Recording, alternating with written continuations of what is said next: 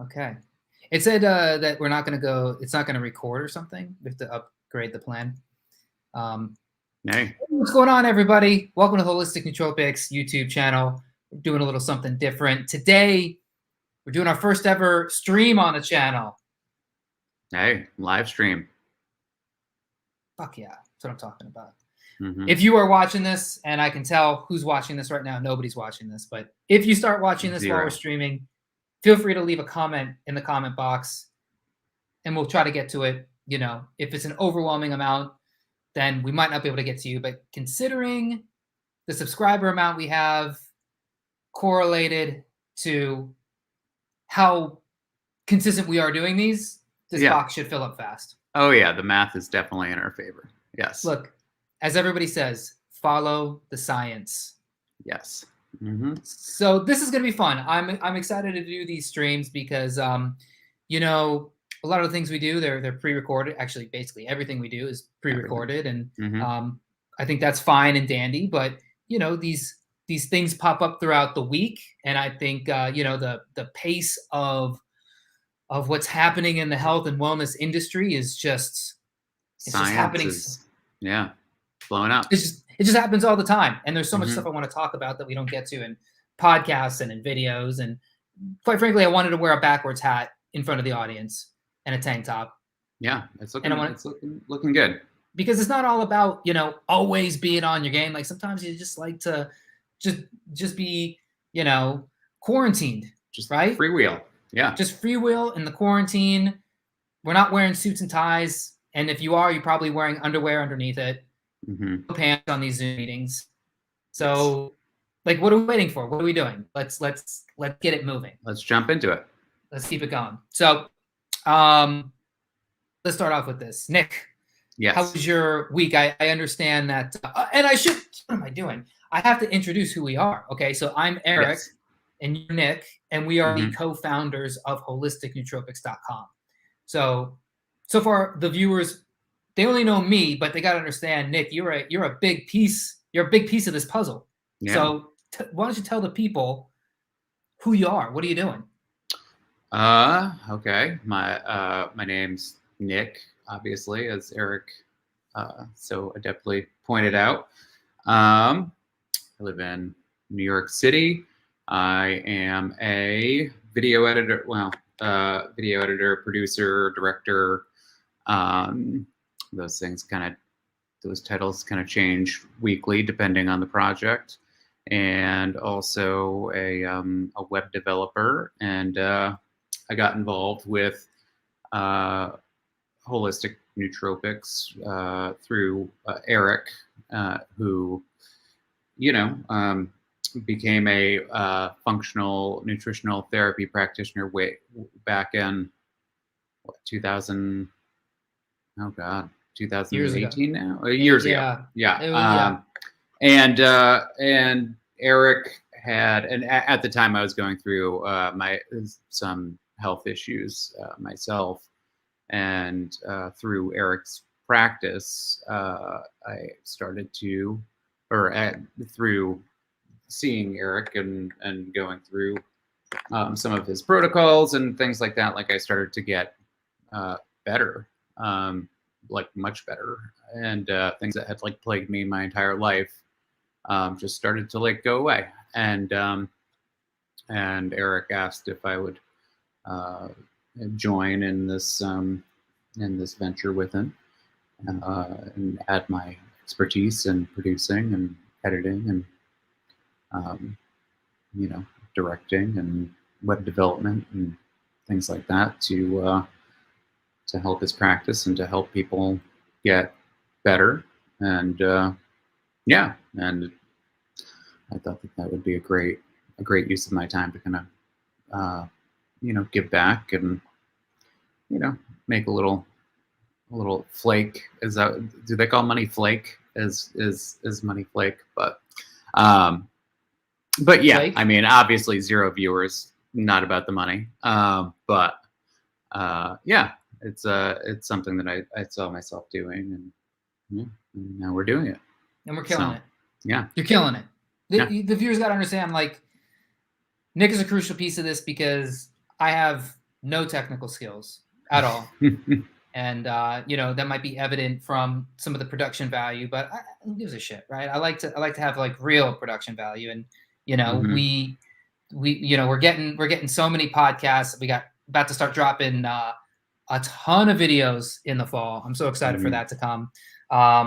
It's true. Like the fact that, we're kind of working with each other. It's like you're handling your expertise. I'm handling my expertise, and we're able to just crank stuff out more and provide more value. And it's, word is spreading surely. I don't want to say slowly, but surely. Yeah. And for me, a lot of it is like, I'm editing the podcasts and things like that. And, I listen to some podcasts like adjacent to the space, more about just, mindfulness and maybe not so much like wellness. So I think that the people that we interview, I wouldn't have found them any other way. And so I think that's it's edifying for me, right? Like, it's kind of like my weekly and sometimes daily, depending on the workload, my like daily dose of like, health. It's kind of how I interact with the health space. Yeah, man. And so, yeah. Yeah. And we're trying to bring in, try to interview people who are like, I don't want it to, it's not about it just being only health, right? It's like other stuff too. There is the mindset component.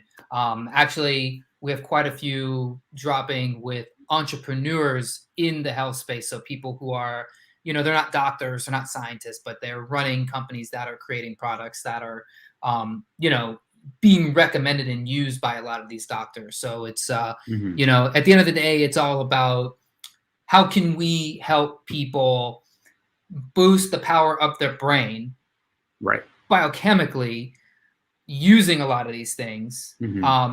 So if you're doing mindset stuff, that's great. If you're doing motivation stuff, if you're doing self-development stuff, that's great. But, what's so cool about the biohacking and nootropic space is now we're trying to biochemically stack the odds in your favor. So like depression, for instance, right? Like we've all experienced depression. You live in New York, everyone's depressed. I lived in New York, I was depressed. Like everyone's got anxiety. Everyone is dealing with some mental situation.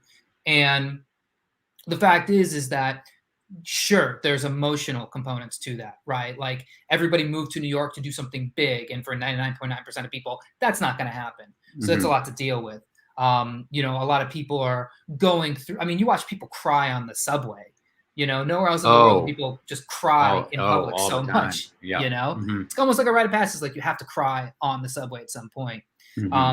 But what I've realized in research for this, for holistic nootropics, and then even in my own life is that, you could mindset yourself to death, right? Like I know so many people who have just books and podcasts and all these things that are like, here's how you put yourself in the positive mindset. I've been to multiple Tony Robbins events. I've done all this stuff. I've listened to the tapes. I know all this stuff, right? I can recite like, mantras and things backwards and forwards. Sure. But the fact is, like, when you wake up at the beginning of the day, you feel a sort of way, right? You feel some kind of way. It has nothing to do with, what were you motivating yourself in your sleep? No, you're going to wake up and you're like, man, you're going to shoot out of bed like a fucking, cannonball, or you're going to just lay there and be like, I don't know how I'm going to get myself out of bed.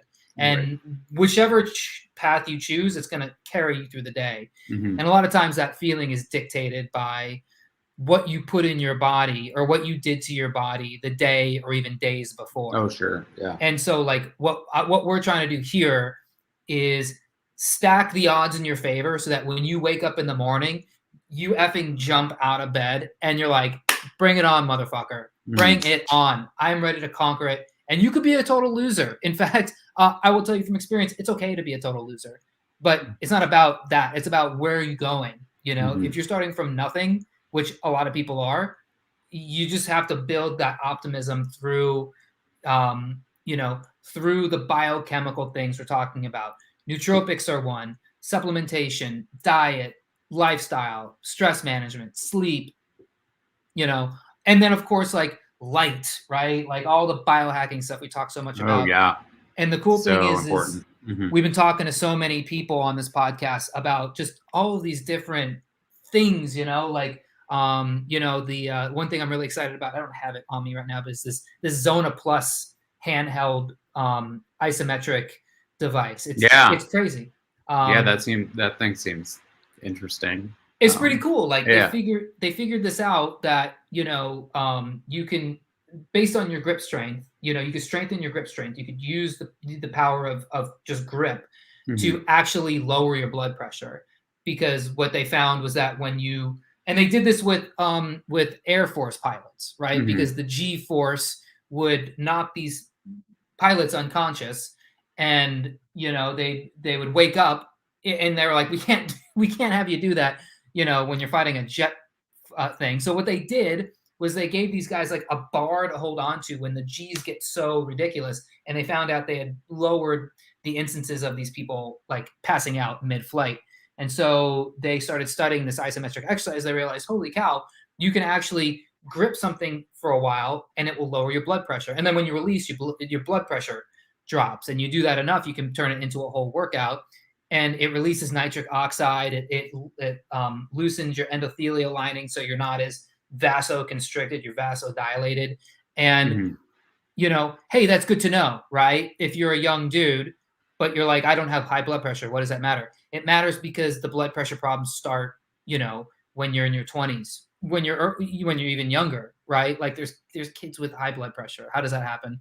And the blood pressure, you have fucking, you know, blood that flows to your brain. If you're a dude, you have blood that flows to your genitals. And if your blood pressure is jacked up, you're going to miss all that blood flow. And so many people have these cognitive problems because they're not getting blood flowing to the brain, right? And so a lot of that causes inflammation, which causes depression, anxiety, all these things on and on that you hear about. So, you know, this is just like an example of when you start looking outside the box, right? Like so many people are like, oh my God, I'm depressed. What do? You go get medication. The first thing the doctor's going to tell you is take a pill. And I'm not here to disparage pills, medications, SSRIs, tricyclic antidepressants, whatever you got, right? That's, if you need it, you need it. I understand. I've heard over and over again, these things have literally saved people's lives. Good. But you don't want to become dependent on it. When you start using that thing chronically for years and it's your crutch, it's the only way you can get going in the day, it becomes a problem because there's so many side effects that come with that. And then you become one of those people who needs to take a pill because this pill's doing a thing and now that pill's doing a thing. You got to take a pill for this pill that was for that pill, and now this pill's not even doing the thing anymore. And now you're taking a pill to get this pill to get that pill to get. And then your health insurance runs out, and then you say, "Uh-oh, yeah, I'm in some trouble."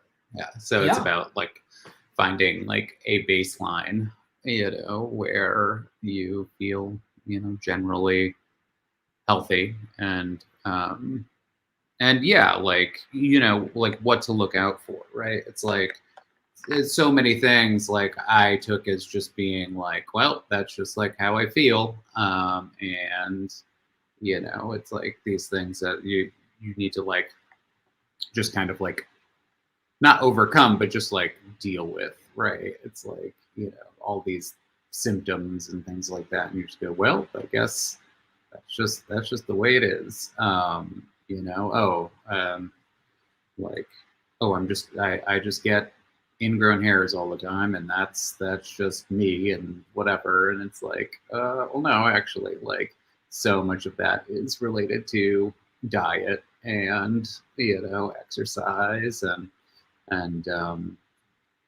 you know, and what else? What's the other thing that you talk about a lot? The gut microbiome. The gut microbiome, but also like sweating and detox. Yeah. Yes. There you go. Right. And so it's like, oh, get up and move, and, you know, get like just one thing that always kind of sticks with me is the like getting up and running. It's like, okay, yeah, you're running and jumping and things like that. It's like, okay, you're sweating and you have all the cardio, but like it never really occurred to me that like what kind of what that does like in the stomach and in the bowels, and then how it just like like the gravity of things just kind of working their way down, right? It's like, and it's funny you say that because actually there was a study that just came out last week, saying exactly what you just said. It's the study is titled "Physical Activity Jolts Brain into Action in the Event of Depression." mm-hmm. So, what is the saying? It's like movement begets movement, or it's one of these just perfect sayings that essentially describes exactly what this study found was. And it's not like this is the first study of its kind to say this. I mean, there is just research all over PubMed, all over the place that talks about movement equals better health, better mental health.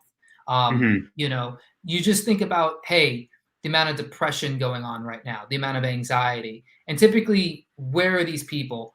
They're sedentary, they're sitting. Like, nothing can cause more anxiety than sitting and watching the news, right? No matter what news you watch, the news now today is based off of clicks.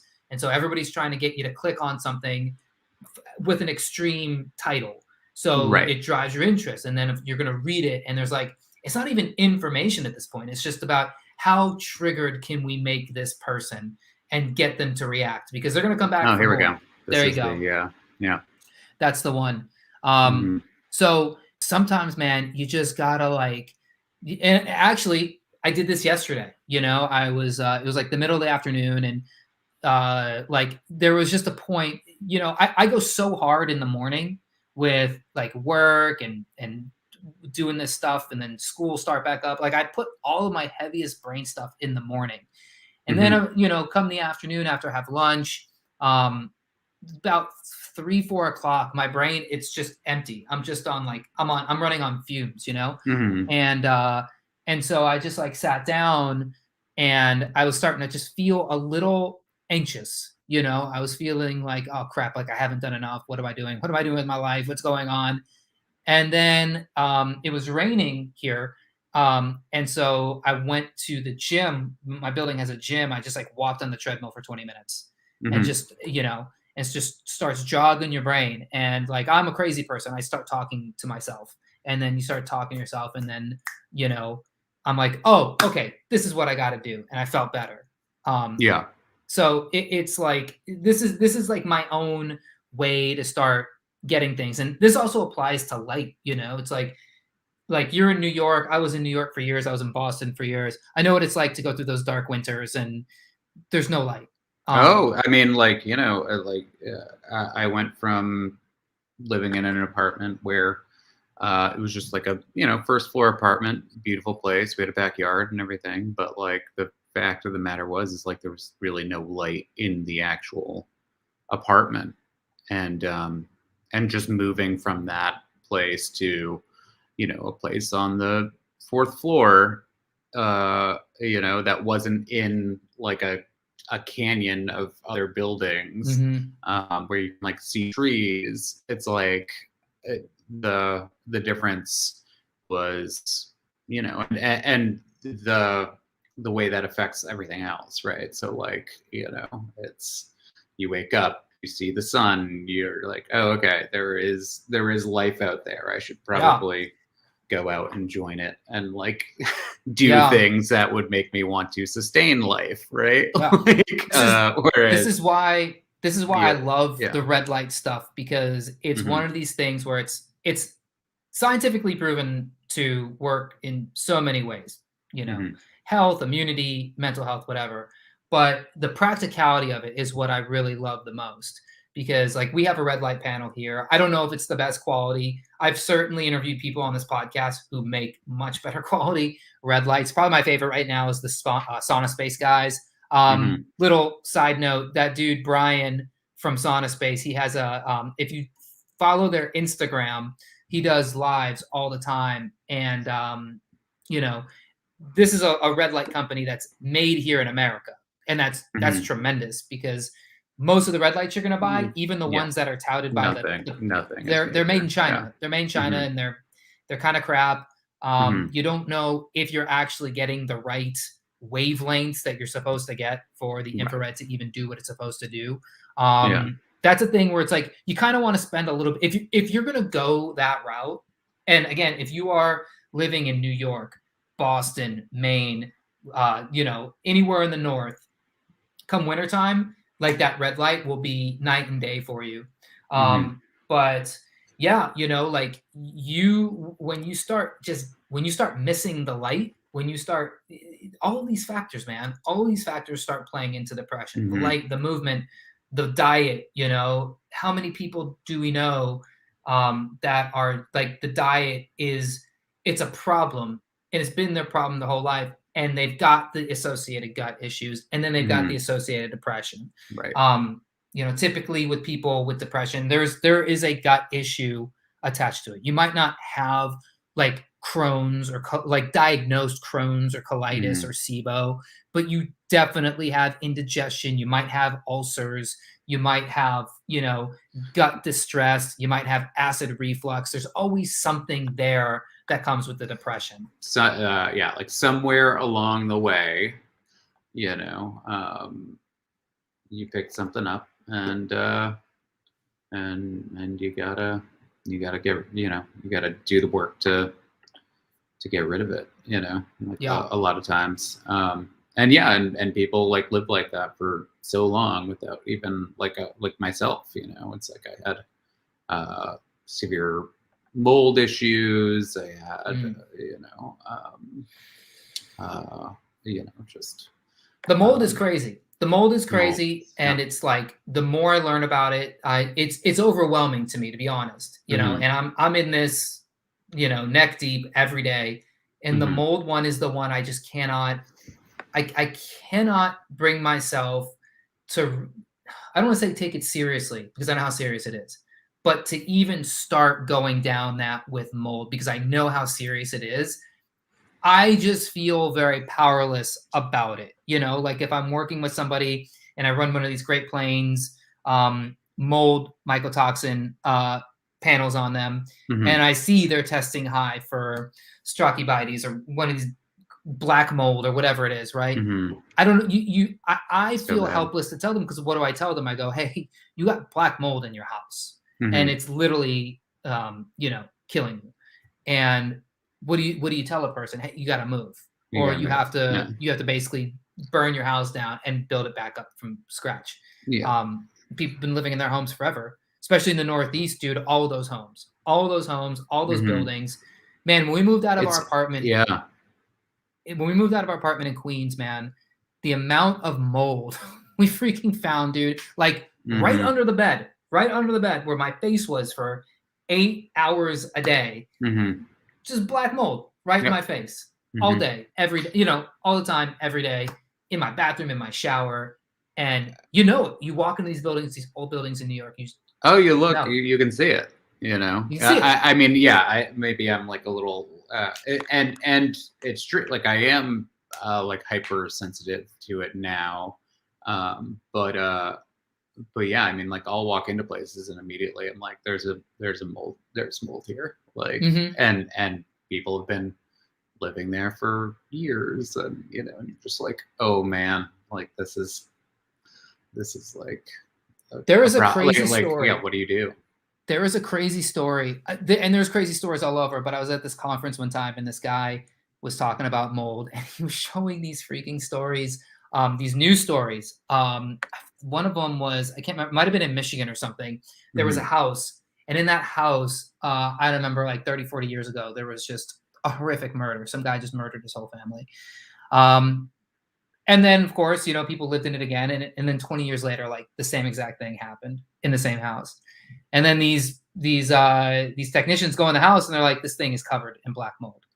And you're like, it drives you crazy. Like it literally, I mean, I know for a fact the place is haunted. It's like I'm seeing apparitions. It's like, Actually, like you have like You're seeing acute Strachybiotes, mold my friend. toxicity. Yeah. Yeah, you're seeing mold, dude. That's your dose, bro. And it's literally driving you crazy. And then think about all the families that like didn't kill each other, but were like, dude, I'm on the verge. I'm on the Yeah, I'm on the verge of killing my whole verge. family right now. Yeah, like I wonder that so much. I mean, like I know that when I went through my like various detoxes over the years, it's like you like during that you have to ask like everyone around you to give you grace and like let them know what's going on, because that die off is some of the most intense I mean, like I can compare it to having been a smoker. It's like going through nicotine withdrawals and things like that. It's like the detox from like mold and or severe gut like severe uh, bacteria in the gut, bad bacteria in the gut, things like that die off is so taxing emotionally, and like it makes so many people just like give up halfway through, or because like they are what do I want to say? I want to say like they are good. Like if you have like a really bad like mold issue, and again, I'm not a health practitioner. I should, but like if you've had it for years and years, it's like it has influenced like whether you know it or not, like every decision that like you've made in your life up to that point. Yeah. And as soon as you're like, okay, well, I have this mold thing, I need to get rid of it. It's like you start to get better and you start like looking around you and you're like, oh, what am I doing? Like, it's like why am I living here? Like, why am I with these people? Like, what is going on? Yeah. And yeah, it's and it makes you irritable. It's a wake up call for sure. Yeah, it makes you irritable. Like you start to become Totally. like those people who you're like, oh God, is he telling that story again?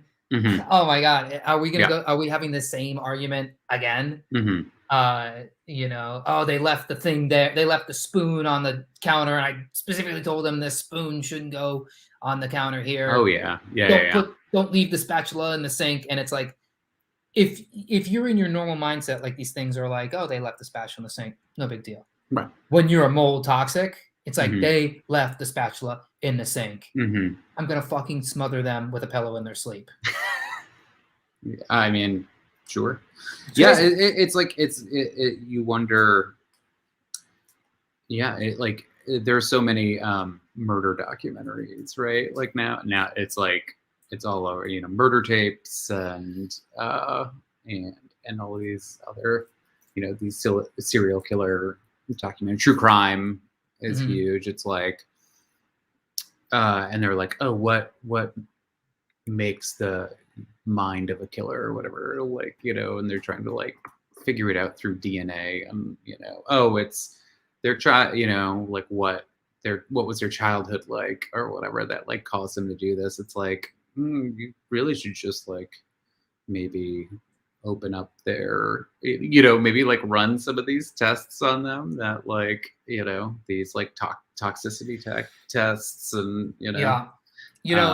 Actually, there's a specific gene in your brain that they have studied and found some crazy correlations between imprisoned murderers and the way this specific gene works. It's called COMT. I always call it COMT, but a lot of people call it COMT. It's COMT, and it's an enzyme in your brain that metabolizes dopamine. So, because you have, it's not do you have a messed up or a good COMT gene? It's like, do you have a specific SNP that codes for it one way or the other? And it doesn't mean either way. You could have it the good way and still be screwed up, right? So if you have they call it fast or slow. So if you have a fast COMT gene, basically when dopamine is in your brain, this gene metabolizes it real quick and gets it out. That's if it's fast, right? So you have to imagine dopamine is not in your brain for that long. So it takes more and more excitement for you to actually get the effects that you want from dopamine, like that satisfaction, that reward. And there's a lot of complexity with dopamine. It's just like super, super like basic understanding of it. And if you have a slow COMT gene, then, the idea is that the dopamine stays in your brain longer, satisfies the receptors, and so it doesn't take you as much excitement. So people with slow COMT genes, they're more adrenaline junkies. They're actually more prone to addiction. They're alcoholics, they're drug addicts, they're gambling addicts, sex addicts. They have a harder time with, ADHD and these sorts of things. Whereas, like someone with a slow COMT gene, like they can get off by just going for a walk in the park. Right. Like you take me on a walk in the park, I'm like, this is great. But so how do you counteract that, or like how do you, I guess, like how do you know, first of all, like how would one know? Obviously you can do DNA tests, right? That's the way. That's how you do it. You do a DNA test. Through what, like 23andMe? You can do a 23andMe, but okay. So I just did a podcast yesterday. This will be released probably next month sometime. With this dude Kashif who runs the DNA company, which does a really cool. They're actually a bio. Very creative name for a company. DNA company. DNA company. You nailed it. Right? Perfect. Yeah. 23andMe, you're like, what does that mean? Is that like a swinger site? What does that mean? Totally, yeah. But you're like, oh, chromosomes. Duh, who doesn't know that? Right. The DNA company nails it. So they're already good, right? So basically, you can do the 23andMe, but what you're getting, you're gonna get the raw data, and 23andMe's reader is actually just kind of like really lame, because it's like, hey, it'll tell you like your background, which is kind of cool. Like this is the part of the world your family comes from. They do some diet stuff. But I'm really more interested in like, what genes do I have for what kind of diet and what kind of foods and what kind of exercise should I do? Right. And, there are some readers out there that will tell you that, but they base it all off of the SNPs, which is like, that's like a misspelled word, right? So like if your DNA is like a book, if your whole genome is a book, your SNPs are like words or sentences, and there's like misspellings in those. You can still read it, but it's not correct. And that could turn the whole story into something else, right? So you'll get those SNP readers. And so what he does at the DNA company is he actually like takes your whole genome and puts together like, because man, it's so complex, but like, right. Yeah. The story I just told you, the COMT gene, the problem with the SNP readers is that they'll say, hey, look, you got a slow COMT gene. Here's a supplement or here's a diet that's good for that. The problem is that there are many other downstream and upstream factors that play into that, methylation, metabolism, detoxification status, glutathione status, like the adjacent parts of your brain that also influence the parts of your brain where the COMT go. Like there's so many. So that's what they do as the DNA companies. They tell you the whole story versus like a reader like Rhonda Patrick's Found My Fitness. I use that. I use Pure Genomics with Pure Encapsulations. They're good. They're very easy to read, but they're not like, they tell you such a base level of stuff that a lot of people live and die off these reports, and it's just not a good way to go, because you'll get one report that says, hey, you don't do good with saturated fat. And then you'll look a few lines down and you go, oh, you have a SNP that does say you're good with saturated fat. And you're like, what the fuck, right? So the original question was, what do you do with that? The 23andMe you got to be careful with, because they do sell your data. So, I believe they were bought up. I think the company was GlaxoSmithKline, now owns 23andMe. So so now you have a pharmaceutical GSK. Company. Yeah, they have your DNA information. So they're putting together, models and all these things to build the next generation of drugs. Which is, actually, when you really think about it, might be better than them just, shooting darts at a wall and going, hey, that's a good drug, that's a good drug. Now they can maybe like cater it a little bit better and know like what people are dealing with, but it's not if you're like me, you're probably uncomfortable with that. But hey, to each their own, right? Spit in a thing, send it in the mail. Who cares? What can you do about a slow COMT gene? A lot of people in the nootropic space will tell you to take L-tyrosine. And I'm not a fan of L-tyrosine because L-tyrosine, you know, first of all, there's a problem with dopamine. Dopamine is not like the solution to everything. Everyone's like, how do I get more dopamine? Oh man, I want a dopamine hit, right? I need more dopamine. Yeah, like 5 years ago, it's like everyone was like, oh, 5-HTP, just get more dopamine. That's serotonin. Same idea though. Oh, serotonin, yeah. That's serotonin, because everyone's like, I want more serotonin because that's the happy, like in a basic sense, dopamine is like the reward. Like I did something, bam, dopamine. Gotcha. Right? Like, okay. I won a thing, dopamine. Serotonin's like just throughout the day, like you just feel good. You just wake up, you're like, I'm not sad, I'm happy, and that's serotonin. Right. True to an extent, but it's also complex because serotonin also, I believe, it works within your muscles, it works within your blood, it works within your gut. It's like everywhere, yeah. It's everywhere. And so if you have too much of it, you can actually go through this thing called serotonin syndrome, which it's not good for your brain. It actually can lead to more depression. Yeah. So you can 100% overdo it on serotonin. Too much dopamine could lead to Parkinson's. You know, and then it can I was saying this so much like 2 months ago, and I've just kind of forgotten what it is, but there is a pathway, I believe it's either the quinolinic or the chironine pathway, that tyrosine can get metabolized down and start causing a lot of problems. Like it can cause things like, you know, seizures and all kinds of things. So you don't want to start taking, a lot of people love tyrosine. It's one of those things where like you have to take it and see what it does for you. I've talked to more people who have experienced increased anxiety with L-tyrosine than actually gotten the benefit they wanted out of L-tyrosine. Personally, you know, I go with the gut. I go, hey, you know, if you got that COMT gene, what you got to do is you got to make your gut make these neurotransmitters. And they will. They'll make all the neurotransmitters you need. They will actually modulate the amount of neurotransmitters you need. I mean, they'll give you what you need when you need it, and they'll put the brakes on when you don't need it, which is what you want. You want your body to take control and be like, here's what we do. You want your brain and your gut to have a good line of communication. And so a good probiotic like Megaspore Biotic, I think, is the best to do that. And then it's like you want to eat foods that like support that process. So like you want to avoid, you know, like the high processed food diets, the fast food, the oils, all that stuff that can mess up that communication, that can ruin metabolism. You also want your mitochondria to be strong because, you know, hey, we're talking about like cells doing these things, but like if the cell doesn't have energy to do it from the ATP from the mitochondria, then you're not getting anything. So, you know, some potent stuff for that. Again, red light's the best mitochondria enhancer. But this thing called spermidine is actually a really cool product that is really being like touted about in the anti-aging space. And actually, one thing that I've been really researching hard this last couple of weeks is BPC-157, which is a peptide. And I'm going to be interviewing a guy for the podcast and talking to him all about that because he's a functional medicine doctor who does a lot of stuff with peptides. So short answer, hey, what do you do with a slow COMT gene?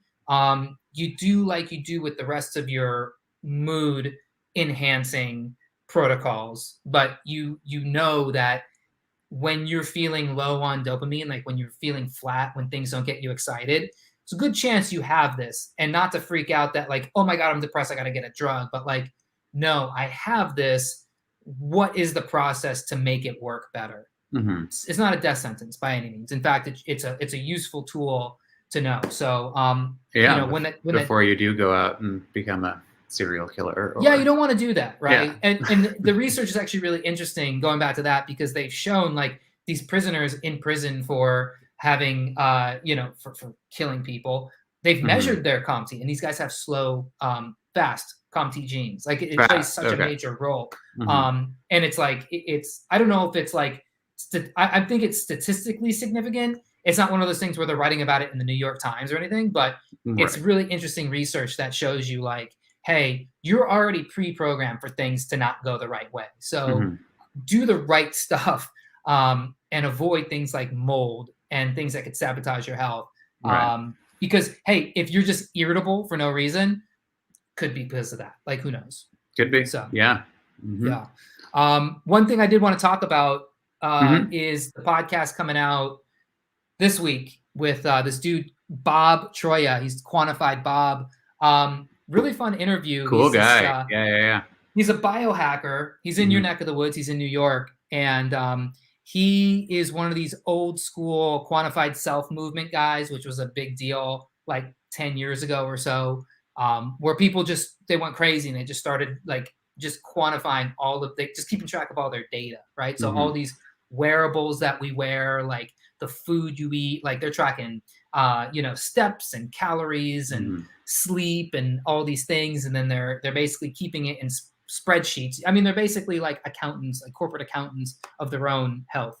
Right. And, he's got a really interesting story where, I mean, this dude is wearing like 3 or 4 wearables at a time. And each one is keeping like. I saw that in the interview. Yeah. Yeah. He's like, well, this one doesn't do that. So the Oura Ring, it does like most everything. But what did he have? He had the Oura Ring. He had the Oura, the BioStrap, and this Amazon. And the Amazon, yeah. And he was like, the Amazon one is good, but what it does is it like you can take a picture of yourself with your phone, like a 360 thing, and it can like.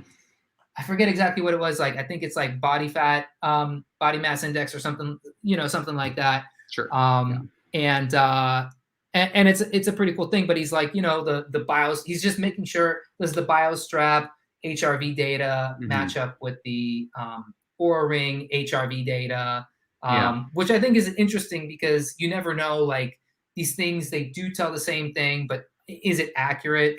Right. And there's a podcast coming out in the next couple of weeks with this guy who was he was a trainer for the Ohio State wrestling team, and he's talking about how he coached he was a coach and he coached like Division I wrestlers, many of whom were national champions, competed in national tournaments. Some of them were in the Olympics just now, and he's like, I could tell you top to bottom who was going to finish first or be in the top just by their HRV data on their Oura Rings, because he gave them all Oura Rings, and he's like it perfectly correlates. The better your HRV data, the higher you're going to place in a tournament. Is he a betting man? But he should have been. It would be great. I think that would be a conflict of interest, but sure, but yeah, I mean, give all the athletes on either team, on both teams, Oura Rings, and then, line it all up. It's almost like it's not quite the sports almanac in Back to the Future, but that would be a way to game the system. Yeah, good. You know, but yeah, no. So what I loved about this interview with Bob was just how much of a data nerd this dude is, and like, his consistency in keeping up with all of it. Because I always get myself into that. I always tell myself, okay, I'm going to keep track of my sleep. I'm put it in a spreadsheet. I'm going to do all that stuff. I'm going to track my macros. I'm going to track my calorie. I never do it, Yeah. And it's one of those things where that is such a chore to do that when someone pulls it off, it's like, oh yeah, dude, of course you're like, somebody does it. Yeah. And then somebody does it for 10 years, straight. It's like, for me, it's like, I'll do that for, maybe a month, like 2 months tops, and use it as a tool to kind of like learn what I need to, take a closer look at, cut out, or, it's just like, so you can look at, it's like holding up a mirror, right? And being like, all right, well, I don't like, this oh, well, that's not me, right? Like, I can lose that part of, like, oh, I don't need to, I'm trying to think of like a problematic behavior, oh, like Well, I can definitely wake up earlier and go to bed, right. I can go to bed earlier and wake up earlier. Like, what was I doing in that time? Yep. Like, really. Well, that's the thing about the nothing. Aura Yeah. Ring. Mm-hmm. The Aura Ring will tell you like that's what really started my path down, like keeping track of stuff like that, and then thinking like, okay, if I just kept everything I ate in a spreadsheet and the times I ate, and then like you basically did a food and mood journal for myself, where I go, 6 o'clock I had dinner, took me 20 minutes, and this is what I ate, and then at 8 o'clock, 9 o'clock, this is how I felt. This is what time I went to bed, and just kept that data, with my diet throughout the day for a couple months, like 3 months, and then looked at my Aura scores. And then I would need to have the ability to like essentially analyze the data, because you can have it all, but I'm like, I don't know, how do I need to make a graph, I need to make some trend charts. That's like the key to it. You can keep track of stuff, but if you don't know how to analyze it, it's like, well, what's the point, right?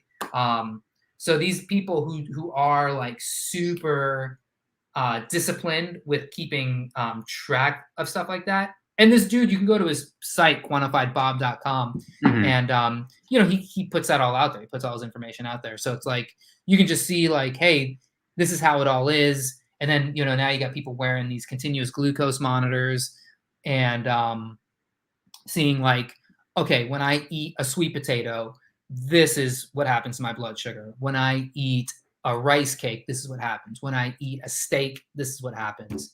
And I really believe the people that successfully do this the best are the ones who actually drastically improve their health. There's no point, like Weight Watchers doesn't tell you, hey, keep track of they'll tell you to keep track of what you eat, but they'll score points. And then, you'll feel bad for like, oh, I ate a cupcake, that's 8 points. Okay, well, you're you done fucked up. I don't know what to tell you. You just lost the game. You are out. You're over your budget. Why even bother for the rest of the week? Why even bother? Like, come back next week and try again. Come back next week, right? It's like it's such an antiquated system versus like I ate a cupcake. This is what happens to my blood sugar when I eat a cupcake. Okay, well, now I see what happens to my blood sugar. What happens to my sleep? Hey, you ate a cupcake. Your deep sleep went from an hour and a half a night down to 30 minutes a night. Okay, well, now you know exactly how that works. So, it's super interesting stuff. Like when you have to be kind of a spreadsheet nerd too, which I'm not, but if you can pull it off. And then that's the other thing too is supplements. Like everyone's just buying supplements, and you're like, all these supplements work. I mean, you could have a $3,000 a month supplement habit and still not feel good because you're not keeping track of like, hey, if I take vitamin D for a month, this is how I feel. If I take a B vitamin for a month, this is how I feel. If I take, a nootropic for a month, this is how I feel. It's visualizing 10 plus years of my body composition data from Quantified Bob. Yeah, it's crazy. Good for him, man. Good for him, like doing all this, because it's like it's a lot of work, dude. it's a lot of work, and like 3D body scanning stations are popping up at biohacking future fitness facilities around the world. Have you done any of these? No, 3D. No, but I know what he's talking about. Like you go to some of these conferences, and they have these just cool like gadgets like that, and it's like you can like jump in one of these things and get your printout or whatever.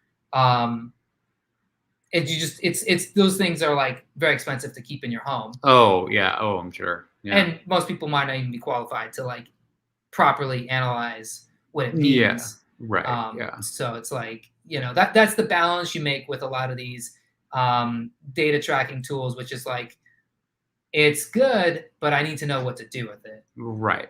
So, and this dude knows like what he's doing with it, which is important. So, well, cool. Well, this has been an interesting stream. I think we had a few people pop in here and there. It's going to be up on the channel. So if you didn't take time out of your lunch break to come watch it here, get it. It's going to be available for you. Me and Nick chopping it up. And, maybe we do this every week. Maybe we don't. I don't know. We'll see. Yeah. Yeah, it was fun. Yeah. All right, dude. Well, until we meet next time. Yeah. Everybody take care. Watch out for the new podcasts coming out. And also, what else? Oh, the supplement guide. Go that get you the worked supplement so guide. hard on. Yeah. Mm-hmm. Probably should put that at the beginning. Hey, first one. Pilot episode. It's the pilot. It's like the Seinfeld pilot. Mm-hmm. The producers are like, we don't know. And they're like, is it that is definitely a show about nothing. Yeah. A show about. Yeah. Man, we're really good at using 50 minutes to talk about nothing. Yeah. I think we covered some ground. I think we did. So, but what is time? What does it mean? What is time? What is time? All right, y'all. Go to holisticnootropics.com. Get your supplement guide. Check out the Holistic Nootropics podcast. And make sure you're a subscriber because new videos drop in all about the cool stuff in health and wellness. Coming soon. You're going to love it. Hasta luego.